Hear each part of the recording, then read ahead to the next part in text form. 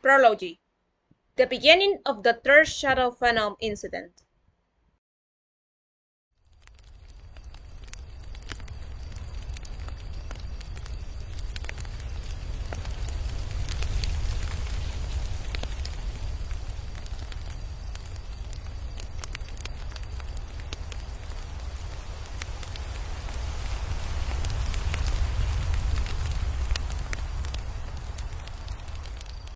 And we began our adventure in the Ore region, a region inspired by Arizona, USA.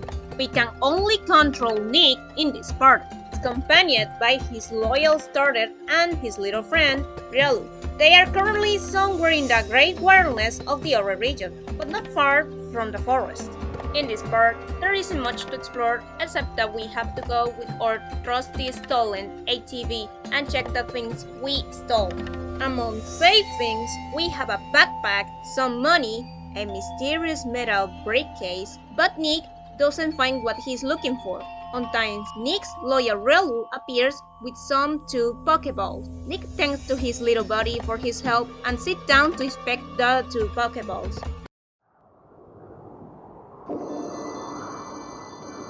No eres más que un cobarde. Nick is calmed down by someone who keeps calling his name, so the anxious and shy boy comes back to reality while still listening to the voice that told him to wake up, and looks towards his Riolu, who asks him worriedly if he is okay. To which Nick replies with a smile, yes, and thanked his loyal Pokemon and little buddy for his help. Although, from his tone of voice, he really didn't feel good, much less for what he did. Riolu, with a smile, proposed to his trainer to rest for now. But Riolu steps dead in his tracks when he detects a nearby threat and blocks Burns' attack using Bacon Wave, creating a smoke screen, while the voice of someone is here saying something like, "I can see you, Cypher Peon." Nick becomes nervous at this, as the surprise attack actually surprised him. As the smoke screen fades, it revealed to us that the surprise attack came from a Fuecoco who was accompanying his trainer, and who is the second protagonist of this hypothetical third game and story, Thomas. The first meeting between Nick and Thomas is not all pleasant. Thomas looks at Nick with contempt and distrust because he is a Cypher Peon. Nick, on his side, tries to calm down things, without much success. In this part, the player will be able to choose between Nick and Thomas, and who will be the leader between the 2 protagonists. Once you choose your character as a leader, before things get out of control and enter a Pokemon battle, a cinematic will be shown in which they begin to hear in the background, in echo mode, some mischievous but evil giggles, which are slowly increasing, causing everyone to become alert. And Thomas' Aura Reader reacts. In the middle of nowhere, and in front of the 2 protagonists, a floating white gold ring materializes, open a portal, from it comes out a Pokemon, which looking at the 2 protagonists and their Pokemon, who will say with a mischievous smile, Te encontré. meet the mascot of this hypothetical third game and story, Shadow Hoopa.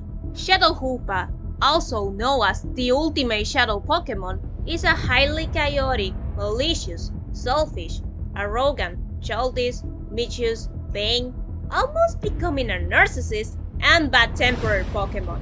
But even so, he is loyal to his masters and creators, being the criminal organization Cypher. He is the main reason why the shadow Pokemon are back.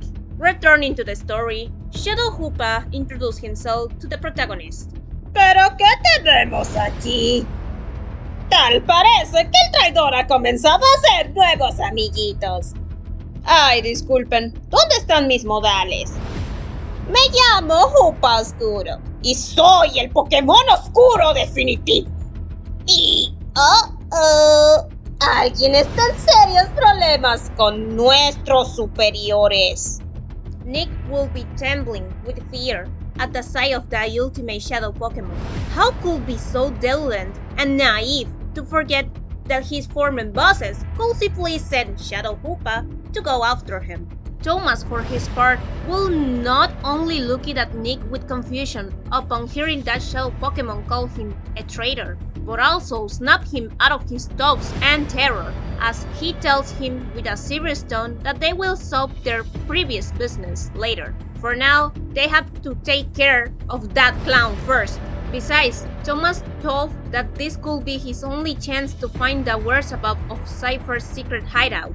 Nick, still being fearful, but seeing his Riolu and Thomas somehow encourage him, he proceeds to quickly give him one of the 2 Pokeballs he stole to the Paldean boy, saying that he will explain in detail later and take it as a symbol of temporary trust for now. Both boys throw the new Pokeballs in the air, and from them will come out a pair of Eevees, revealing some powerful dark auras in them. This being quickly revealed by Thomas' Aura Reader and Nick's gift. Thus begins the first mini-boss battle of this hypothetical game story, being in this case Shadow Hoopa in his contained and base form. And before I go on, I present to you the new mechanic of this hypothetical game called Beat Them Up mode. As his name suggests, it's a mode in the style of games where you have to break through and attack everything that is in front of you, referring to fighting styles such as Pokémon Tournament, Hero League Warriors, Super Smash Bros,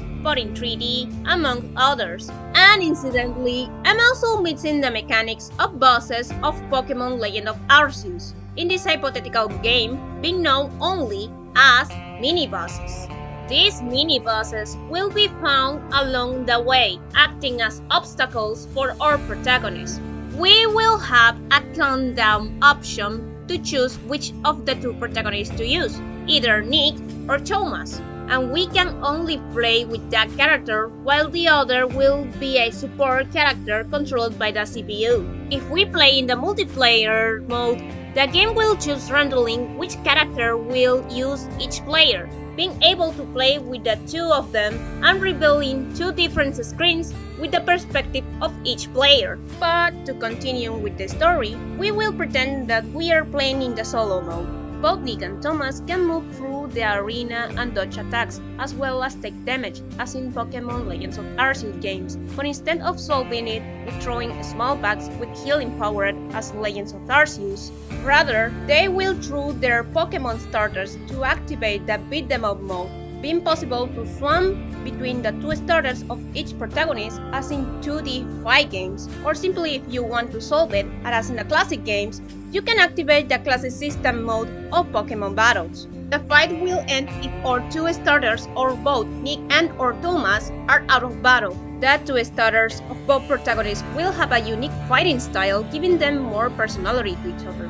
I will warn that Beat Them Up mode will only be able only for the starters of the protagonist, being the only Pokemon can use it. I know it would be great to use it with the others, but let's be realistic. At the programming level, that will be a total head-to-head. And besides, our starters are the Pokemon which we started the Avenger. Don't worry if you take them out of your teams. They will always be able to use this unique mode against the mini-bosses, but it's not recommended to do so, because as the Avenger progresses, the stronger the mini-bosses will be, and if you do not worry about training your starters, it will be almost impossible to be able to defeat the strongest mini-bosses. Although this time, since it's a tutorial battle, it can only be solved using the Beat Them Up mode. This mostly to introduce the player to the new mechanics. Let's continue! Continuing with the story, Shadow Hoopa will invoke his rings, creating portals from which there will come some Shadow Pokémon in 4 of 3 consecutive hordes to assist him and fight against our starters. We must defeat them all. For each horde that we defeat, the life bar of the mini-bosses will go down.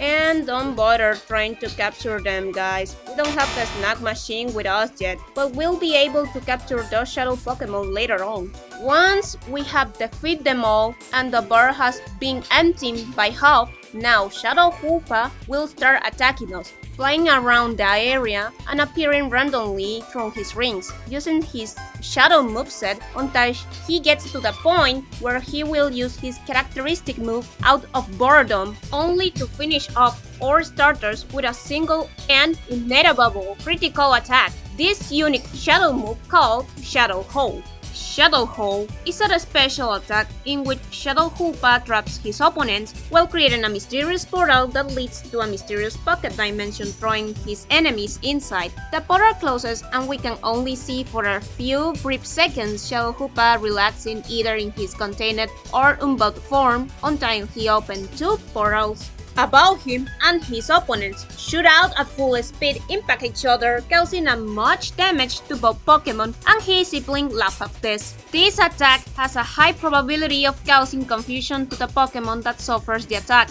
but it has the disadvantage that if used constantly, the damage caused by the attack will be less and less. This refers not because Shadow Hoopa is tired, but rather because he is getting bored of doing the same thing over and over again. Once the tutorial is over, Shadow Hoopa simply starts yawning, saying this has become too boring, and even his masters are mad at him for not bringing the trader.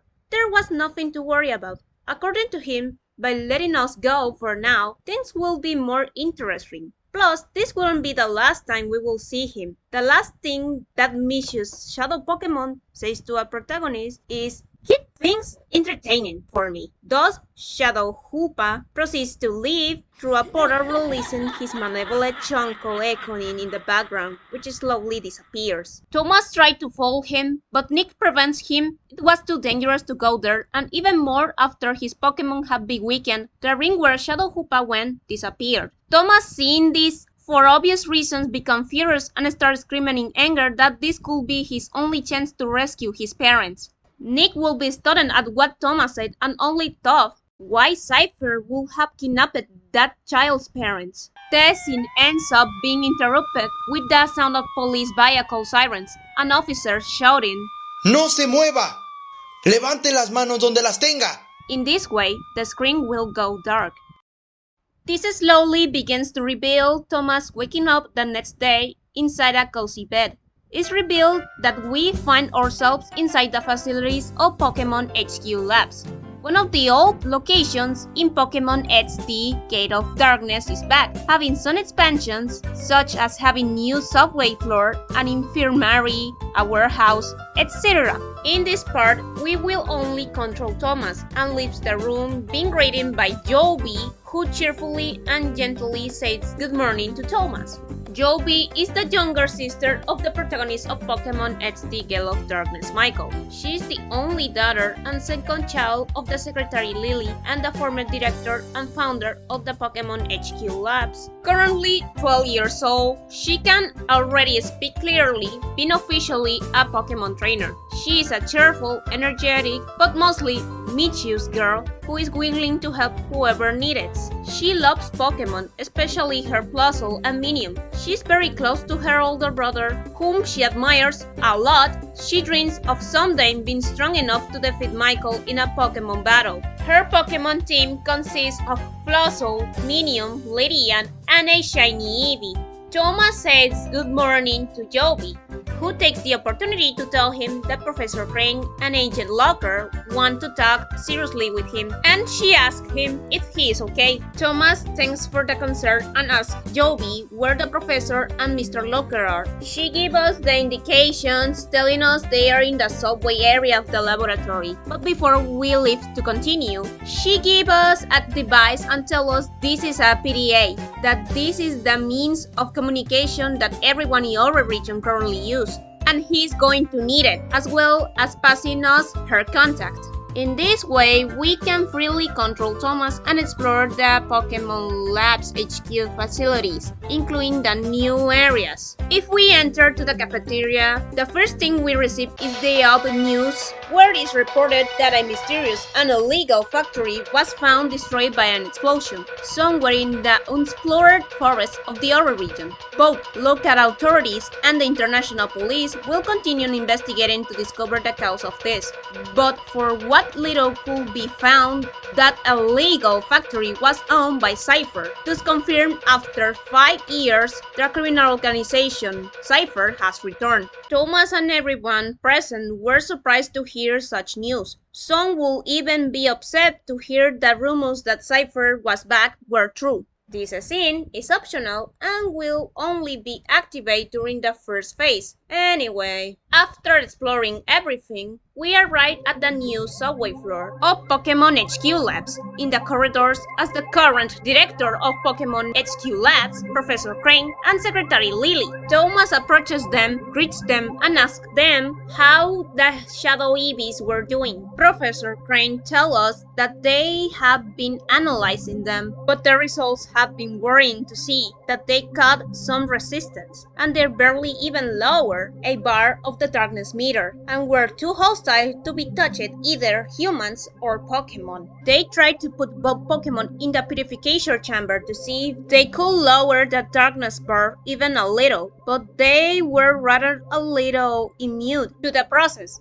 They had to get them out of there before they hurt some of the Pokemon that were running the purification process. Initially, they tried to call them, thinking they might be entered the reverse mode, but surprisingly, there were no signs of excess adrenaline or darkness in their bodies. This news leaves a moment of awkward silence. Professor Crane clears his throat and says that he suspects that Cypher might be using some of the research they did with Shadow Lugia 5 years ago, and creating a stronger version of the Shadow Pokémon, looking for a way to permanently avoid their purification at all costs. Be that as it may, they will have to upgrade the purification chamber to make their process faster, but at the same time more effective. This time, purify the Shadow Pokémon will be no easy task. At least a level story. It will be so. There are not many changes in the purification chamber. But as for the methods of purification or Pokemon manually, either in combat, walking them, or even giving them aromas, there it will be a little more difficult. Thomas is annoyed and frustrated to hear this news. He's not surprised at seeing that coming from dirty ratatas like Cypher. In passing, the young trainer asks where Agent Locker is. Lily answers that at the moment he is with an officer of the Ore Region Regional Police, interrogating the Cypher peon they captured yesterday. But before Thomas left, Professor Crane and Lily stop him by telling him that they should wait, as both Agent Locker and they want to talk seriously with him about his behavior, especially because of what happened yesterday. On the other hand, we will have a scene where Agent Locker and a regional officer of the Ore Police will be in a cold and dimming room of the subway floor interrogating Nick. Yes, the Ore Police now have more officers than those two, and Angel Lockers make his return for this third and hypothetical story. The teen boy is shaking with fear. He thought he was going being bullied or even beaten. To try to calm him down, he was allowed to have his Riolu with him, but on the condition that the officer's Pokemon will be there as precaution. Riolu, for his part, was keeping a watchful eye out of all times, in case they tried to do something bad to his trainer. Agent Locker told the regional officer try to go easy on the boy. From the expressions of Nick's face, it didn't take a genius to realize that he was feeling genuine terror and anxiety at the moment. Plus, Locker's own experience at this point tells him that type of Pokemon Nick has is not a Pokemon you would expect to see from a criminal, which makes him think that maybe, just maybe, he can help that kid. For those who have seen Riolu's Pokédex, you know what I mean. Anyway, in this part, the officer will ask us a few questions, and the player will have the options to choose what to answer. It doesn't matter much what answer we choose, either way Nick will nervously end up revealing information to the officers about what little he knows regarding Cypher. The interrogation will go normally, and Nick in his talks thinks he might be able to handle it. One time, the regional officer shows a photo about the investigation of the abandoned factory in the woods of our region, to which Lockers gives a slight context to Nick about the investigation and wanted to know that he knew anything about the incident. Nick can't help but immediately recognize the photo and will try to remain calm by telling the officers a half-truth about the incident. But the regional officer, who begins to furrow his eyebrow when detecting the half-truth, shows Nick another photo about the metal briefcase that will confiscate it, and that inside they were two models of the snack machines created by Cypher. Lockhart tries to calm down the other officer, not to startle him too much or he will end up scaring the teen boy. Nick's nerves and fear will increase as he tries to tell a quick lie, which for obvious reasons the officers don't buy, and this only further increased the regional officer's aggressiveness and impatience, as just Nick's lies and desperate attempt to escape from there was increasing. In the process, both the officer's Pokémon and Riolu realized that something was wrong with Nick. Riolu quickly inspects his trainer's aura and realizes that is slowly and progressively getting out of control. There will come to the point when Nick's nerves and fear will reach such a point that he will start to get out of control, and due to the pressure he will end up confessing in form of scream that he was the one who blew up the factory. We have a cinematic in which Nick ends up suffering a panic attack, in which you can only hear his rapid and short breath coupled with the sounds of his heart pounding. At times, we see some short flashbacks where Nick is hiding in a burning place and he can only see the huge distance, a figure of a giant Pokémon falling and being captured by other Cypher peons, being commanded by a young woman who smiles in an evil way. In the end, Nick ends up fleeing undetected. Meanwhile, we change the scene to see the officers and their Pokémon trying in vain to calm down Nick, but Riolu proceeds to interpose and hug his trainer tightly without letting go. But that wouldn't be the only thing. Nick in that state begins to hear a gentle telepathic female voice, which begins to give Nick indications to calm down, to focus his attention on his Pokémon, and to breathe deeply. Following the indications, he finally calms down from his panic attack. The first thing he does is hug his Pokémon, apologizing for scaring him. Relo will be relieved and hugging his trainer as well. I digress here. I'm aware the subject of panic attacks is not something that is touched up lightly, and it may not all 100% happen, but understand that this is fiction and everyone has their own internal struggles. Even I do. The whole scene is a reference to emotional support dogs, as some dogs are trained to detect when their owners are suffering from a panic attack, getting between them to focus their attention on them, so they can calm their owners down faster. Locker, seeing that Nick has now calmed down, allows him to leave. It had been too much for now. Nick, without saying anything, ultimately proceeds to leave, being accompanied by his Riolu, who before leaving gives a wide turning look reflecting his silent fury to the regional officer, who was the cause of his trainer having a panic attack, and this without any further leaves. Once outside, Nick could breathe deeply and relieved that for now the interrogation was over. In this part, we can finally control Nick again, exploring the facilities, but unlike Thomas, there are central areas of the lab that Nick cannot enter, and some characters show different reactions to Nick, most of them distrusting him because he is a Cypher peon. On time, we reach a point where we hear the same female voice from before talking to Nick, who turns to see who it is, while thanking her for the help in the interrogation. Nick is surprised to see that is not another than the companion of the protagonist of Pokémon Colosseum, Rui, who confessed that it was she who spoke to him telepathic. Rui is a cheerful, outgoing, gentle, but somewhat stubborn and a bit bossy girl, currently 26 years old. Rui is one of the few people who possess a unique psychic ability, which allows her to see the darkness and invisible aura of the shadow Pokémon without needing of a aura reader. She helped West during the incident of the first shadow Pokémon Phenom 10 years ago. Both of them managed to get out of the other region, although after a while they will end up going their separate ways. Even so, they still keep in touch, having a good communication and close relationship. Thanks to West, she took the courage to start as a Pokémon trainer and learn to ride a motorcycle herself. At the moment, she's going slowly but surely.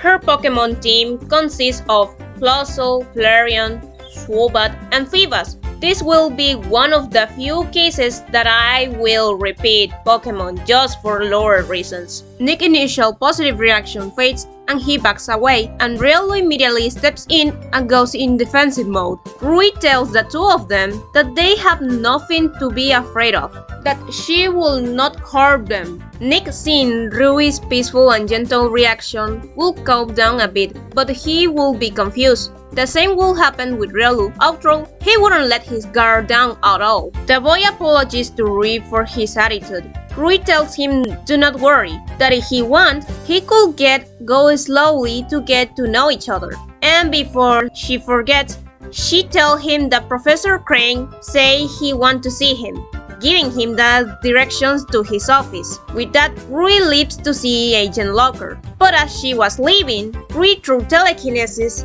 tells Nick in a quick way that she thinks he isn't a bad guy. This takes Nick unnoticed for a few moments, having heard what Rui said, but she was already gone. In this way, and without further interruptions, Nick advanced to the floor where Professor Crane's office is located, only to hear a loud scream of rage between the walls. Due to the shock and curiosity, the boy decides not enter and listen to the conversation. So he tells to his Riolu to please keep an eye on the coast. Thus, we move the scene on the other side, where Thomas is having a serious conversation with Professor Crane and Lily about his behavior and what he did yesterday. Thomas is simply frustrated. They had promised him they will help him to find his parents. So did the Agent Locker, and so far, there has been no progress. The Paldean boy says that as long they did nothing, Cypher will continue to be out there doing their thing and harming who knows for Arceus how many more innocents, both humans and Pokemon. Lily seriously replied that he couldn't just throw himself at the enemy even if his Pokemon were weakened. That was too dangerous and he was putting his life in danger. Thomas, feeling disappointed, just proceeds to leap silently. Meanwhile, Riolu warns Nick that someone is approaching and both proceed to hide. Thomas leaves the office, being followed by Fuecoco, who, to cheer him up, makes him a funny faces, which makes the Paldean boy a little happy. He decides to carry him, telling him with affection that although he can understand him, he knows that he will never abandon him. In this way, both trainer and Pokemon proceed to leave by the elevator. Nick and Riolu leave the hideout, returning to Professor Crane's office to continue spying. Nick can't help but feel bad for Thomas, even if he was rude to him. Meanwhile, in the other side of the office, Professor Crane tells to Lily to give him time. It's really rough for him to know that Cypher is responsible for kidnapping his parents. Lily takes a deep breath, saying that she knew that she just wants to help him. The tense moment is interrupted by a scientist coming out of the doors that connects to the next room. He warns the professor that the wearing of the two snack machines found inside that metal briefcase was damaged, and without them, the snack machines could not function properly. The professor says that for that, they just have to look for spare parts, which can be picked up at the parts technology shop in Gideon Port, and he had placed an order ahead of time for a purification chamber upgrade. And he advised the new owner that someone would come in to pick it up. But Lily tells Professor Crane that the problem is Joby just left with her scooter, and even worse, she left her PDA behind because she left in a hurry. While they were left discussing what to do in that case, Nick has listened to all of that from the other side of the wall, using his gift in part to be able to hear more clearly, and Riolu was on guard watching for the coast. With all the information obtained, Nick leaves the place together with Riolu, watching that there's no one nearby. Upon leaving and looking for a safe place, Nick quietly tells Riolu that maybe doing them that favor could be an opportunity to gain the approval of these people by becoming part of this new group. That way, he could not only ensure their survival, but they could also recover the snack machines peacefully, and with that be able to go and rescue them. Riolu asked his friend and trainer if he was sure that was a good idea. Nick answers him that they didn't have much choice now. Even if they didn't, right now the snack machines don't work well, and if they want to ensure their survival, as to save them, they have to adapt to this new place. After all, Grandpa always told him. Ha! Ha! Ha!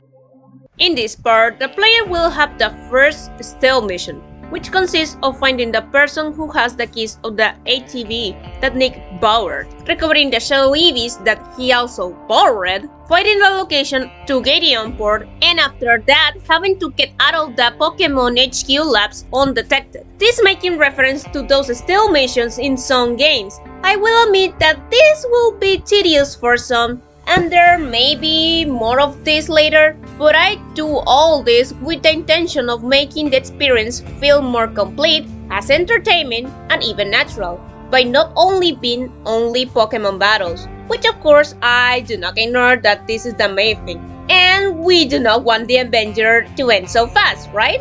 Besides, in this part, Nick himself, when going through this situation of escapism, repeats himself in a low voice everything that they have taught him so far. Once the player completes the stealth phase, leaving the labs undetected, there will only be a cinematic of Nick starting the ATV, heading through to Gideon Port, only to find out that in the middle of the road, Thomas is also riding Nick's ATV. This obviously stirs Nick into stopping his ATV in the middle of the road. How did he get there? He simply noticed Nick was trying to escape and follow him. Nick just tells him quickly that they will talk once they get to Gideon Port and to please be good for the whole trip. Thomas questions why he should rush him, to which Nick replies that he could just leave him there, stand there in the middle of nowhere. With this, Thomas finally comes down and grumpily agrees. With that, we head to our first stop, which is Gideon Port, another ancient place we saw in Pokémon XD Gale of Darkness. We will see some changes, such as, for example, that there's more locals, more inhabitants, and we will even see that this time they open an official port where ships from other regions arrive and go to the other region. As arrive at Gideon Port, the duo have a serious conversation in private about what they are doing. Thomas is suspicious of Nick's real intentions, but the boy again makes an alliance agreement with the Polian boy, this time more prolonged. He proposed to work together since they both seek something in common, to rescue their loved ones and stop Cypher. At first, Thomas hesitates, but Nick reminds him that they don't have much choice at the moment, and if he really wants to get rid of him, he would have simply thrown him away when he realized he was accompanying him without permission. Thomas gives a heavy sigh and accepts. With this, Nick gives him the same Shadow Eevee he gave him before, this as a symbol to the alliance between them, and of course, Thomas, using his new PDA, will make the video call to let the others know they were at Gideon Port. And to prove he was telling the truth, Nick talks to everyone and apologizes for giving them a scare. He also, politely asks for the direction to bring Professor Green Orden and buy the replacement wearing for the two snack machines, because he really wanted to help them. He also confessed if he found out about all this because he spied on them. Although, of course, Colonel Locker seriously asked why he didn't tell them anything. Nick only limits himself to say that if he tried, they would have denied him just because he was an ex-Cypher peon. He was only asking for a chance to prove that he could really be part of their group. There will be a bit of silence between the two sides, and deep down, don't some understand what Nick means by being part of their group. Locker takes a deep breath and ends up agreeing, but tells Nick that he only gets one chance. With that, the video call is concluded, and they send him a message with the list reminding him that he only has one chance, and also ask them to please tell Joby to come back at home. That is what's important. With this, the player can take the time if she wants to explore all Gideon Port. With both native and foreign trainers, even some of them have shadow Pokemon. But don't worry, we can fight against them once again when we get the snack machines. Anyway, we go to the workshop and we find out that it was closed for the moment and the sign says closed for the rest hour. So we have to look for the owner. But to our good fortune, we run into Jovi, who was visiting her childhood best friend Emily. She is surprised to see Nick and Thomas. She says goodbye to her friend and goes to the guys to talk privately. She asks them why they were doing there. The guys explain everything, and she's partly confused but happy. She glads at least to know that Nick wants to redeem himself. If her older brother was there, he would not hesitate to support Nick in his decision for wanting to seek redemption. Thomas asks her if she has seen the owner of the store, if she knew how he was, to which Joey replies the new owner's name is Pierre, and that a moment ago he went to the Krabby Club, because from what little he told her, it was his lunchtime break. But she also warned us that the trainers go for the first time to the Krabby Club must undergo a double combat test. Only the strongest trainers can enter to that place.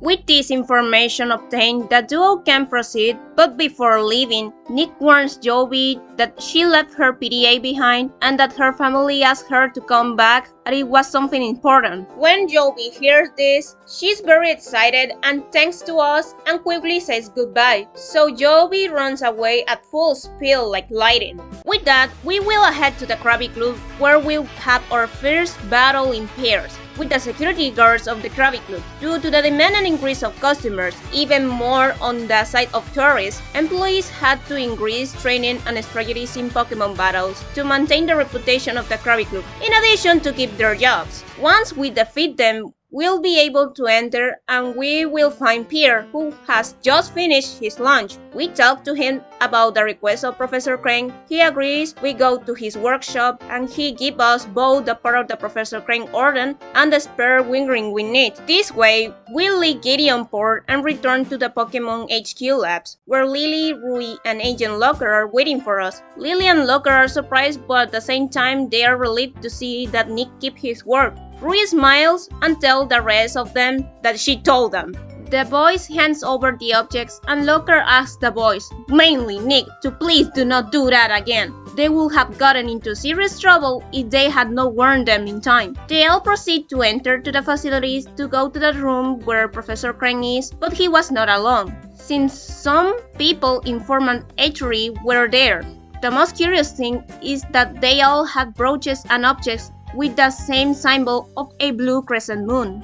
Ladies and gentlemen, meet Moonlight Corporation, or known in acronyms as Moonlight Co. Moonlight Co. is a large international medical corporation in almost every field from human medicine and Pokemon medicine. They have offices in different regions around the world. This corporation works together with many Pokemon centers. When there are cases where they can be solved in the Pokemon centers, or there are customers seeking special medical treatments, either for themselves or their Pokemon, they go to Moonlight Co. This corporation was founded by the Lune family, a millionaire family from the Kalos region, also being a family business. In the past, this corporation was small, but as the years have passed, it was expanded and grown. For a while, it worked in an alliance with Aether Foundation, but after the incidents in Pokemon Ultra Sun and Ultra Moon, they broke their alliance, being one of the reasons why they have a lot of access of the technology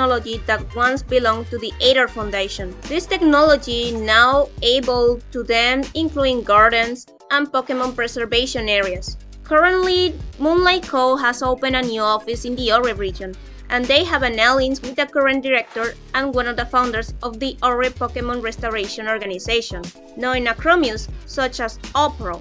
Professor Crane. The arrival of this big corporation has brought many positive advances in the restoration of the lost ecosystem of the Ore region, as Pokemon that had long abandoned the Ore region have slowly begun to return, as well as other Pokemon have begun to migrate there. This is a miracle for the inhabitants in this arid region.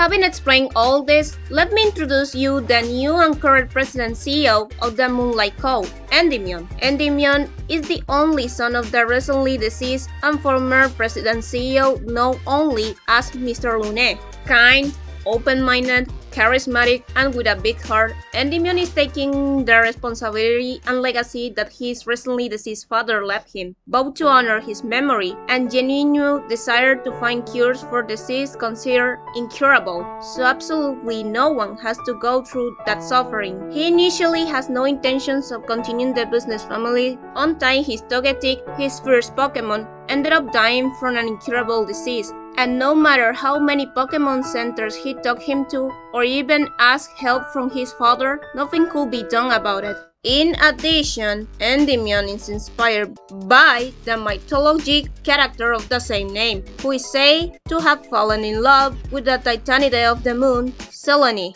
As for the young lady accompanying Endymion, she is his assistant and one of the corporation's executives, Selena. Selena is the executive secretary of the Moonlight Co. She is in charge of supporting the administrative tasks, maintaining the confidentiality of the high officials, planning, coordinating, and organizing the activities, etc. As a person, she can be someone a bit cold, serene, responsible, reserved, but deep down, she has a heart, and she is very loyal to Endymion, even to the point that she is secretly in love with him. Sometimes, she is in charge of advising Endymion in his journey as the new president of the corporation. Selena is inspired by the Titanide of the moon from the Greek mythology, Selene, but as there's already an official character with that name, I decided to give her a derivative of that name, in this case being Selena. Having clarified this and continuing with the story, the slight conversation we hear between the President CEO Endymion and Professor Crane has to do with the two snack machines created by Cypher. Everyone turns around when they notice our presence. Endymion is the first to greet us gently and polite, as well to introduce himself and the Executive Secretary Selena. Lily hands Crane the spare wiring for the snack machines. The professor asks everyone to step outside for a moment while he and his team take care of rewiring the snack machines. Meanwhile, the rest of them go to the large room where Joby and almost all the members that live and work at Opro are. The boys ask Rui what's going on, to which she answers that today there will be an important meeting between Opro and Moonlight Cove, but Joby, excited, can't help interrupting Rui, saying that was not the only thing. Also, today was a special day, since finally her older brother Michael was going to be able to contact them by video call after a while, and also that soon he will return to the Ori region. Yes guys, it turns out Michael got a job at Moonlight Co. after the alliance was made. He spent some time in training and working practice period. This with the intention of checking if in the end he will stay working for Moonlight Co. or not, which in the end he agrees. Michael was assigned to work in the main office of Moonlight Co. in the Kalos region. Since then, he has been sending money to his family. He is working in the Pokémon Care and Protection Department, under the tutelage of the department's executive, Manny. Michael not long ago requested a leave of absence to granted a vacation period so that he could return to his native region and spend the vacation with his family. As you can see, I'm making many references to the Paldea and the Kalos region. For Paldea, it is because this is the current generation in which we are, while with Kalos, I'm taking advantage of the fact that the next big game to come will locate in that region. So it's a perfect opportunity to mention these two regions. But back to the story. According to Joby, Michael will soon return to the Ori region to spend the vacations given to him by the Moonlight Co. Joby soon realized that she interrupted Rui and apologized for that. She replied it was okay. It's understandable her emotion. After all, Michael was her brother, and she hasn't seen him for a few months. After that, everyone in the large room is silent and the President CEO Endymion begins to speak, giving his little monologue, thanking them for allowing them to form this alliance. His father and former President CEO of the corporation will centrally be proud of all the results they have managed to achieve, in addition to letting them know that Michael is already contacting, thus giving the signal to the secretary Selena. She's using her tablet, reveals on a large holographic screen, being able to see that the video call is being made. And the first thing we receive is a big, energetic, and cheerful greeting from Michael. Michael was the protagonist in Pokémon It's the Gale of Darkness. He is the firstborn son of the former director of Pokémon HQ Labs, as one of the founders of OPRO along with Professor Crane and the secretary Lily. He is also the older brother of Joby. He is currently 16 years old and he has a great potential as possible young inventor due to his knowledge about use of technology and mechanic. Charismatic, smart, cheerful, with a heart as noble as gold, and a believer in second chances. Michael is considered one of the regional heroes of the Ori region, holding the title of Brave Hero. He loves his family, his Pokémon, and doesn't tolerate injustice. He has many dreams and goals to accomplish, and by this point, he has quite a positive influence in the community of his home region. Michael was responsible for stopping Cypher during the second Shadow Phenom incident 5 years ago. Once again, he will have to pull out and dust off his snack machine in order to support us in this third fight against Cypher. In design, if you are wondering why my version of Michael has tainted skin compared to his official design, the answer is simply this guy has tainted his skin from being outside exposed in the heat for so long. His Pokémon team is composed of 8 Pokémon. I know you may be wondering why he has 8 Pokémon if you are only allowed to use 6. Guys, I'm sure we all had more than just our 6 reliable Pokémon in our games, that we had some in Reserve or just swapping them out for better ones. In Michael's case, he has a total of 8 Pokémon, since there was a time in which he changed them randomly when he participated in the Colosseums to try new strategies of the ones he already knew. And added to the fact that he had the opportunity to travel to other regions, he could evolve some of them to maximum, something that he couldn't do in the Ori region. But leaving that aside, here are the 8 Pokémon in total that Michael has. These are Jolteon, which has the evolution he chose, Houndoom, Gallade, Salamence, Victreebel, Kangaskhan, Dusknoir, and Lapras. Back to the story, all his family, especially her younger sister, his loyal Pokémon, and even Thomas are happy to see Michael after a while. He says he's in the apartment as he recently finished his work shift and it is already getting dark there. He tells us a bit about his experience in the Kalos region and how impressive he was with how many Pokémon there were in the region. After all, he's disappointed with the level of some of the Pokémon trainers in the region. There's a comical moment where Joby, with a mischievous smile on her face, jokes a bit, reminding her older brother that it's been a while since he last trained, and Michael, understanding what his mischievous younger sister is trying to do, Divine replies that he will soon go to evaluate her progress as a Pokémon trainer. The answer makes Joby a little nervous, and she just quickly changed that subject and mentions that Pokémon egg he gave her some time ago has already hatched. Joby proceeds to throw a Pokéball, which will come out a shiny Eevee. Michael, to witness this, is stunned as a bullet has pierced his heart. His sister, worried to see his sudden reaction, asks her brother if he feels well, to which this, even with the pain, he simply smiles and replies that he is only proud of her. But changing the subject, Joby tells her older brother that she misses him so much. Michael Mobet also told his sister that he misses her too, and he hopes to return soon to the Ori region, being an adorable moment between these two very close siblings. Thomas can't help but smile slightly seeing that, and tells Michael that he hopes to see him soon too. He simply gives a nod of confidence to the Paldean kid. But leaving all the sentimentalities aside, Professor Crane and his team entered to the big room, advising that the 2 snack machines were already fixed and could now be used again.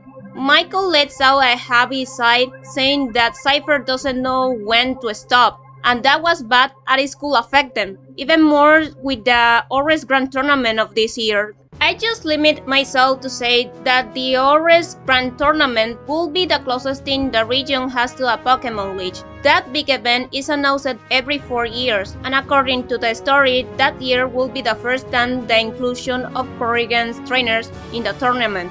Hence why we'll see the arrival of Porygon trainers in the Ori region, but that event will only be available in the post-game. But back to the story. Endymion can't help but be impressed and asks the professor and Michael if they could put both snack machines to the test to witness the use of this mythical technology that has been used during the two previous incidents. Professor Crane says that in order to try to test the two snack machines, someone who is a trainer should volunteer, but not only for demonstration but also be willing to help them in this new fight against this new incident of Shadow Venom that is about to begin. The bad thing is Michael can do it right now because he is out of the region. With Joby, her family won't even let her do something so dangerous on her own. Thomas asks them why they don't ask Wes for help. Everyone but Maylin Rui looks and listens to Thomas. The Paldean child reminds them that the nicknamed Bandit Hero, together with Rui, stopped the first incident of Shadow Venom 10 years ago.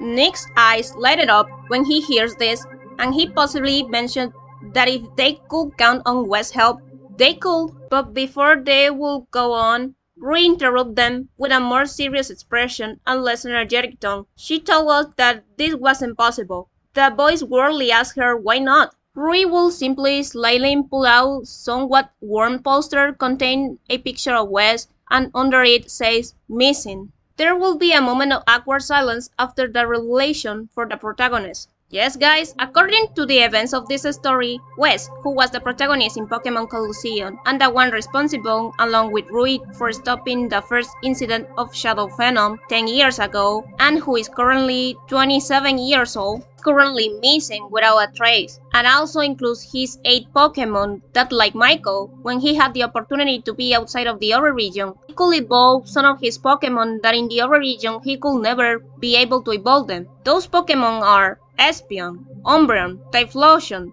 Quagsire, Mismagius, Flygon, Heracross, and Tyranitar. At the moment, there is not much to talk about him, except that thanks to Rui, Wes is now an ex-convict, but there are certain things that not even time cannot change. He still maintains a close relationship with Rui even though they have gone their separate ways. Back to the story, to break the awkward silence, Agent Locker gives a brief summary to the boys that according to the reports, the last time Wes was signed was in the Yoto region, and since then, he and his Pokémon have been not seen again. Hearing this, the boys apologize to Rui. She just takes a deep breath and trying to keep a smile on her face, tells them do not worry. The boys ask Rui why she can't do it herself. The young psychic lady at the moment just says there is a reason why she can afford to try to do it herself like she used to. But for now, it wasn't the right time to reveal what is that reason. But back to the case, although they were trainers on the All-Pro team, no one was strong or even brave enough to go fight Cypher directly. To which Nick and Thomas will say in unison, the duo stars each other and the rest as well. Tucker immediately tells the two boys no. The duo asks why not, if he has worked with young people like them before. Locker admits that is true, but still, this time he couldn't just send them off like it was nothing. In Thomas' case, it's because the boy's parents trust him to keep him safe from Cypher, who in fact reminds him they still have that pending talk about how he came without his consent. As for Nick, the veteran agent mentioned that because the methods he's been using to do things, it's really questionable whatever truly trusts him or not. True, Nick might be keep his work before, but that doesn't mean he automatically has his complete trust. Still, the duo insists Thomas remind them if they don't do anything, the whole other region will fall to Cypher, and he doesn't intend to let that happen. Nick supports him, telling them that someone has to do that job. These Pokémon have been suffering too much, forced to be turned into nothing more than weapons for combat. He's already tired of running away, and because of his own cowardice, they, even Grandpa, before he could finish what he was going to say, he stopped in his tracks because an lump had formed in his throat at the memory of them. Thomas stares at Nick after hearing that and wondering if that guy had a family which has also kidnapped by Cypher. At the end, Nick takes a deep breath and tells the rest what he's trying to say is, heroes or not, someone has to do that risky and dirty mission. The determination of the two protagonists is unrelated. Even knowing the danger, they were willing to go and face themselves against that criminal organization. But they weren't the only ones. A female telepathic voice is here, but more acute, almost in form of echo, which will say, Ellos tienen razón. Everyone is surprised to hear that, but Rui immediately alarmed when she hears that familiar voice. A small lime green light that transmits a warm, purifying, a peaceful aura appears flying around the place, but mainly flying in circles near Nick and Thomas, who can't help but be frightened. The little lime green light was quickly inspecting the hearts of both boys to confirm if what they're saying was true. After doing that, the light disappears, revealing a Celebi wearing a small pink scarf, which Polotite introduced herself to everyone. Let me introduce you to our Pokémon ally and who will supporting and helping us through the adventure, Celebi. Celebi, also nicknamed as the Guardian of the Ore region, is a singularly gentle, charismatic, polite, and peaceful Pokémon. Though sometimes she can be a bit careless when she gets excited or tries to follow a goal. Celebi at this point declares the Ore region as her home. For generations, she has watched over the descents of Eagun and Rui's family. She currently travels alongside her new guardian and trainer. Celebi will function as our advisor, ally, and sometimes even give us clues of where to go if we lost, and even keep us abreast of all the information related to the shadow Pokémon, included her own researcher to purify them more effectively. Something like Fee in The Legend of Zelda Skyward Sword or Tikal in Sonic Adventure. And if you are wondering how she will do this while stays high and low profile, she will tell us by means around a tiny lights very similar of how Tikal did.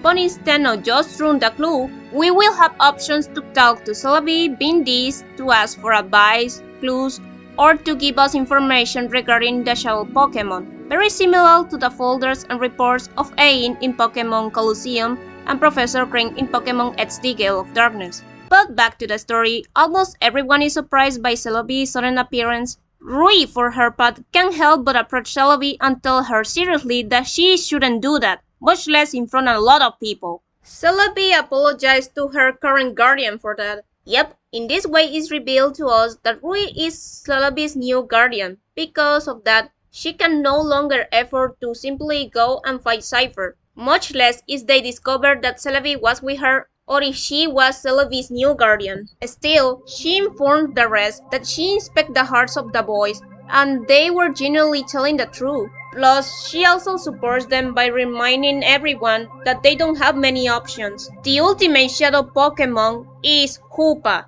This legendary and tiny Pokémon not only has the power to open portals through its rings to move forward one point to another, but also with such rings is even able to open portals to other dimensions regardless the time in history. And such power in the grown hands like Cypher is very dangerous. Michael says that will only happen if Cypher has the prison bottle with them. Unfortunately, the agent informs the brave hero that not a few months ago, it was reported that the prison bottle, which was being guarded by the high security system in the Galar region, was stolen, which added to the disappearance of Hoopa, and together with the sign of shadow Pokémon, everything seems to include that the problems come from the Ore region. This is the reason why the international police is here. They know Hoopa in his unbound form is highly dangerous, that if falls in wrong hands can breed the destruction and even chaos around the world, and being a tiny reference to Hoopa's movie. With all this, and added to the worrying arguments, Agent Locker's taking a deep breath as said the same goes for the rest. Michael says due to the circumstances, it's time to let someone else take the snack machine.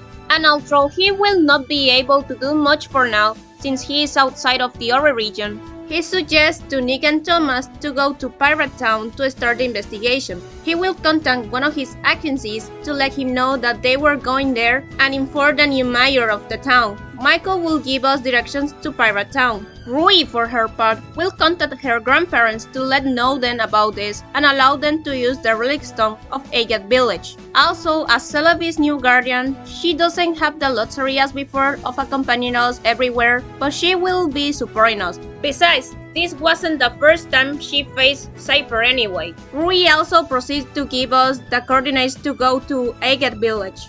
Celebi tells us that she will stay by Rui's side, and although she cannot accompany us directly, she will still keep in touch with us by using a tiny lights that she left scattered as they were hidden through the whole region. If she discovers something, or is an important matter, she will inform her guardian who will let us know. Celebi gives us a map where she points out where the tiny lights she left are. In this way, and without further interruptions, we're officially given the two snack machines. But that will not be at all, because through Selena, Nick receives his new PDA. Endymion, for his part, tells us that if we need help, we can contact him too. Cypher lately has been trying to trip them for being all pro-owlies, and the most they can do for us is helping us from the distance. Plus, the other reason is because his late father trusted him to carry on his legacy, and the business for generations his family has run, and he does not intend to let him down. With that, we receive contacts from Locker, Professor Crane, Michael, Rui, and Endymion.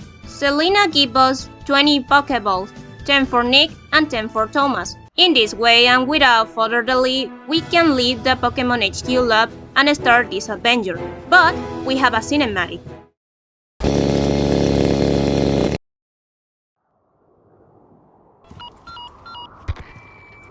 Jefe, lo he encontrado.